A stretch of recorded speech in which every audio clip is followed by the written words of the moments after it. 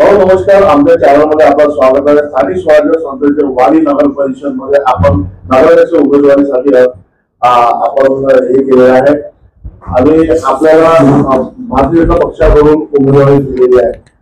तर कशा प्रकारचा लढा आपण आणि कशा जनतेसमोर काय मुद्दे घेऊन आपण रिंगणात उतरला? नाही, प्रथमतः मी पक्षाचे आभार मानेल की त्यांनी नगराध्यक्ष पदाची उमेदवारी माझ्यासारख्या एक सर्वसामान्य कार्यकर्त्याला या ठिकाणी दिली. या भागामध्ये मागील 25 ते 30 वर्षापासून मी भारतीय जनता पक्षाचं काम करतोय. 2014 पासून या ठिकाणी या विभागाचे आमदार समीर भाऊ मेघे यांच्या नेतृत्वात या शहरामध्ये विकास कामे सुरू आहेत आणि ही निवडणूक आम्ही विकासाच्या मुद्द्यावरती लढतोय.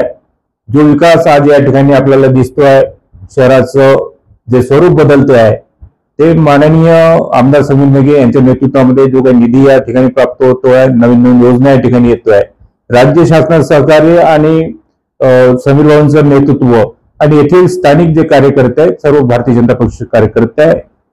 या मागच्या विधानसभा निवडणुकीमध्ये सुद्धा या शहरातील लोकांनी, या शहरातील मतदारांनी आमच्यावर विश्वास टाकला आणि समीर भाऊंना मताधिक्य फार मोठ्या प्रमाणात या ठिकाणी झाला आणि विकासाची ही आमची लढाई आहे आणि विकासाच्या लढाईमध्ये या शहरातील संपूर्ण जनता ही भारतीय जनता पक्षासोबत आहे. कशा प्रकारचा विकासचा एजेंडा राहणार आहे? नाही, ज्या ज्या मूलभूत गरजा आहेत, मग त्यामध्ये स्वच्छता असेल, पाणी असेल, रस्ते असेल, ड्रेनेज असेल, या ज्या गोष्टी या ठिकाणी ज्याची आवश्यकता असते त्यात काही प्रमाणात झालेल्या आहे, काही अपूर्ण सुद्धा आहेत, परंतु त्या पूर्ण करण्याचा प्रयत्न आहे आणि त्याची गती, जो विकास या ठिकाणी सुरू आहे, म्हणजे समजा एक ड्रेनेज गटर लाईन या ठिकाणी जवळ 100 कोटीची योजना या ठिकाणी सुरू आहे, त्याचं काम सुरू आहे.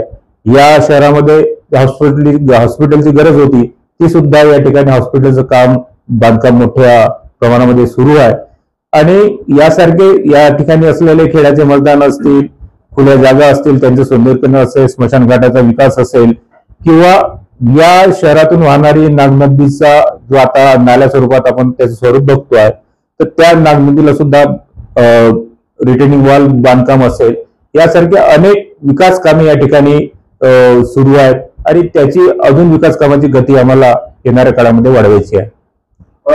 जनतेमध्ये दोष आहे, कचऱ्याचं साम्राज्य आहे, मच्छरांचं साम्राज्य आहे, स्वच्छता नाही, सुंदर वाडी, स्वच्छ वाडी ही अशी दिसण्यात हवी. यासाठी जनतेसाठी आपण काय सांगू पाहू? नाही, स्वच्छतेविषयी अजून यामध्ये काम करण्याची आवश्यकता आहे. स्वच्छतेचं काम चालू आहे, परंतु कुठेतरी इतक्या मोठ्या शहराला अपुरं पडत आहे, म्हणून स्वच्छता यंत्रणा ही चांगली भक्कम करावी लागेल. आणि राहिला विषय स्वच्छतेसोबत मच्छरांचा वगैरे जो आहे, यामध्ये सुद्धा आपल्याला अजून काम करण्याची गरज आहे आणि वाईला निश्चितपणानं जे स्वच्छता या शहरामध्ये सुरू आहे त्याला अत्याधुनिक पद्धतीने अजून आपल्याला कसं काय स्वच्छ करता येईल, शहर सुंदर कसं करता येईल, हा आमचा विजनच आहे आणि त्या दृष्टीने आम्ही निश्चितपणे काम करू. या निवडणुकीला आपण कशा प्रकारे बघता? नाही, ही निवडणूक शेवटी या गावाच्या, या शहराच्या विकासाची ही निवडणूक आहे. चांगले उमेदवार भारतीय जनता पक्षाने या ठिकाणी दिलेले आहेत.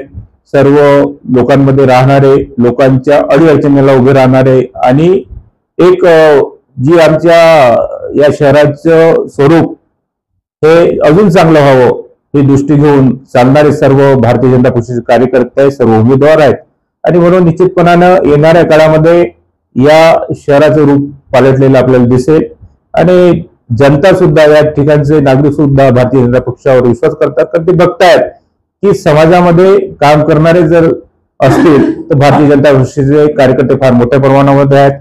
निवडणुकीच्या निमित्ताने काही लोक येतात आणि काहीतरी भुलतापा देऊन निवडणूक लढवतात, परंतु या ठिकाणचे नागरिक हे सुजाण आहे, समजदार आहेत आणि ते विश्वासाने भारतीय जनता पक्षाच्या पाठीशी राहतील.